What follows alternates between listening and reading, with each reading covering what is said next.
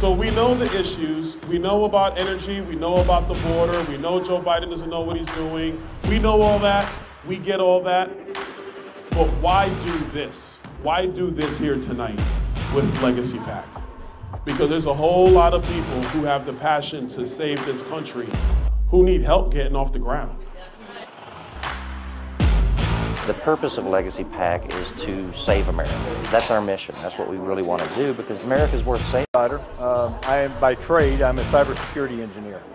Okay, so this is my first run in politics. We need more conservative Republicans standing up and fighting for the Constitution. We're an America First PAC, and we want to promote and help our up-and-coming candidates, and we're going to be holding the line for President Trump.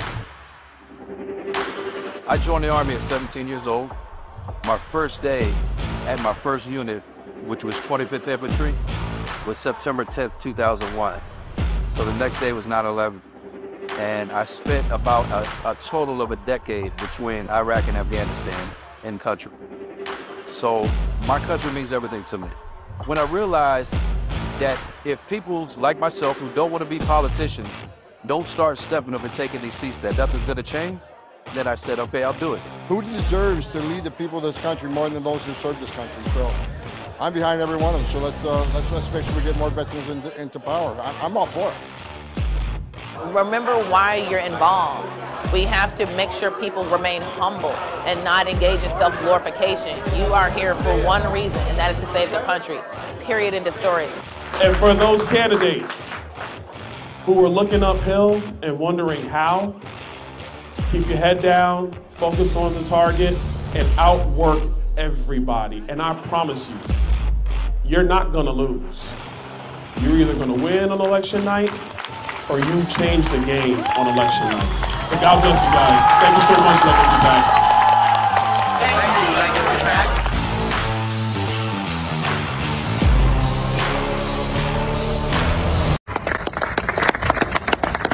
And Stan, where's Stan? Stan is with Veterans for Trump.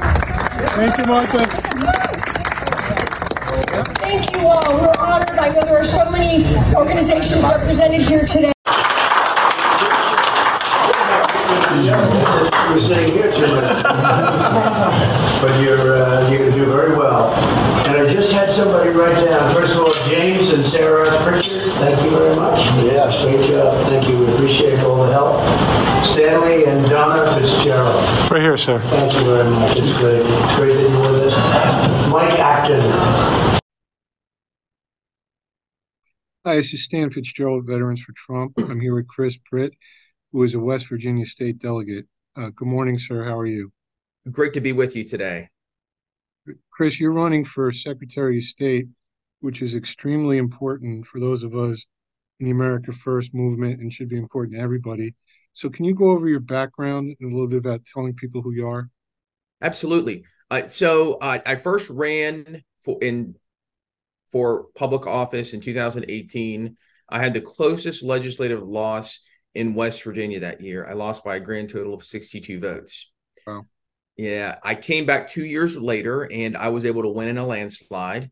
And that is really how I got to where I am right now. I ran for re-election, won that in a landslide in 2022.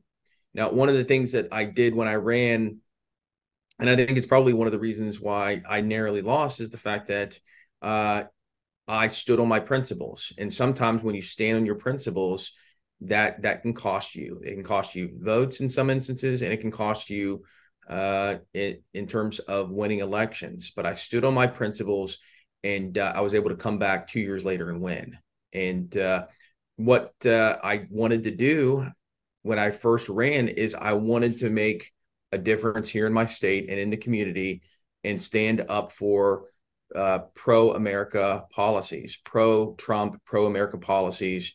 That's been a huge part of what I've been about since I've been in office. And really what inspired me to run for Secretary of State is all of the things that we saw during the 2020 election. That was a big motivator for me for running for Secretary of State. You're talking about what the media refer to as anomalies, right? With the election results. That's right. we'll stay away from specifics so this doesn't get bumped off the internet, because this is the world we're living in. We don't have free speech, only the left does. That's correct. Chris, tell me about some of your policies. I mean, I know you touched on it briefly as why you're running, but what are some of the policies you want to bring in as Secretary of State to West Virginia?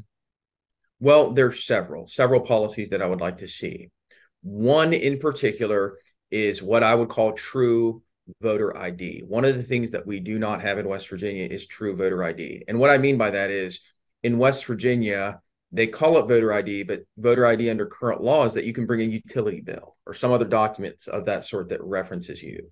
What I would like to see is before voting in the polls, I would like to see actual true photo ID. It's a very simple process in West Virginia to go down to the DMV and get an identification card. And it's not just if you have a driver's license, anybody here can go down to the DMV and get a photo identification card. And so that's a big part of my platform. I think that's a common sense thing that you actually have in a lot of other states. I'm not doing something that's totally new. I mean, I'm just looking at what other states do is they have true voter ID. So that's a big part of my platform. Secondly, what I would like to see, and I think it's very important that no matter what, people have confidence in the electoral system. And one of the things that I would like to see happen with that in terms of making sure we have integrity is allowing any kind of political party who are in the state of West Virginia, whether it's Republican, Democrat, what have you, allow them to have what I would call election observers in the polling places. Now, these people would not be able to interfere with anything. They would not be able to talk to people. They would be just there. They would be allowed to be there as election observers, just so that they can see if there's any kind of potential wrongdoing going on. I think that's a very, very common sense proposal that I would like to see. The third part of my platform when it comes to election integrity that I would like to see is I would like us to move in the direction of having paper ballots. We don't technically have that in West Virginia. That's something that I would like to see. And one of the things that I have seen based on my research is many countries have this. It's very common. If you go to certain countries in Europe, they have actual paper ballots. And they don't have any problems making sure that all the votes get counted, which is what we want. We want all of the votes counted, and we want fair elections that represent the will of the people. And when you have that, when you have actual paper ballots, based on the research that I've done, if you look at a lot of these elections in other countries, and not just, I'm not talking about third world countries, I'm talking about European countries, they have paper ballots and their elections work. I think that's something else that would really put people's minds at ease. And this really isn't about, from my point of view, I know I'm a Republican and I'm running in a Republican primary. It's not about doing anything to necessarily help the Republican Party. It's about election integrity and ensuring that we have election results that are consistent with the will of the people. And I think your platform clearly is a reasonable approach to securing the integrity of elections. And my last question to you, Chris, relative to elections, I mean, we should be able to challenge them within the law. And the general election only gives you X amount of time, and past that, it's up to civil litigation. Mm-hmm. I think half the country believes that President Trump was just exercising his free speech and going through the procedures within the law. What do you make of all this? He's challenging the election, and now he's indicted several times, and maybe another one in Arizona coming. What's your thoughts on all this? Well, I can speak to this. I can take off my politician hat for a second and put on my attorney hat. In my life outside of politics, I am an attorney. And my opinion, what's going on is a blatant violation of the First Amendment. President Trump had a First Amendment right to ask that all of the votes be counted. And that's what he was doing.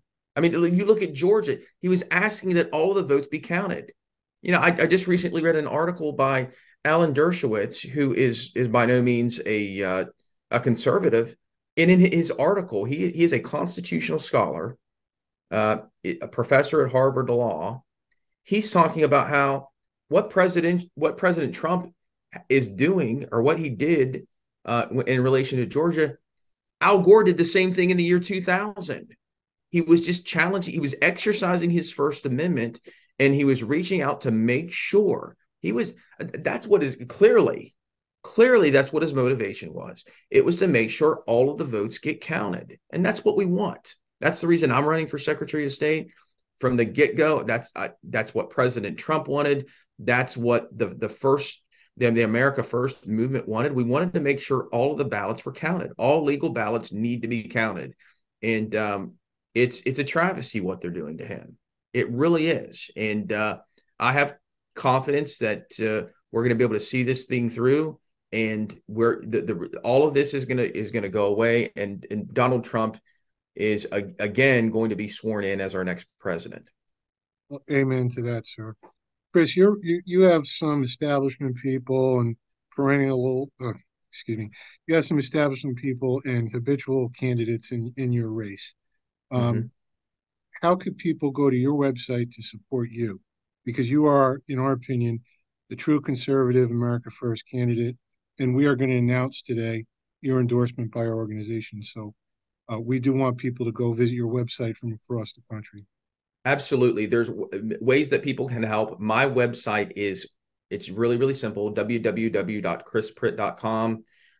That's the way that you can go. If somebody could donate, small donors are always very helpful. And also, in addition to small donors, and more importantly, if anybody would like to volunteer, a big part of what I'm going to be doing is making sure that we get people involved in West Virginia that care about the political process, that support the re-election of Donald Trump.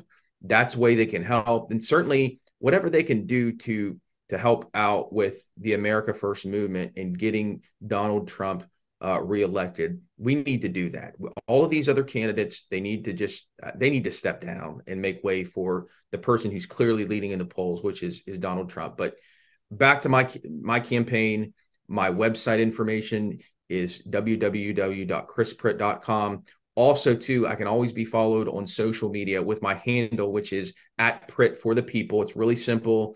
If you go onto Truth Social, X, just about any form of social media, it's really simple, @Pritt for the People. They can follow me there as well.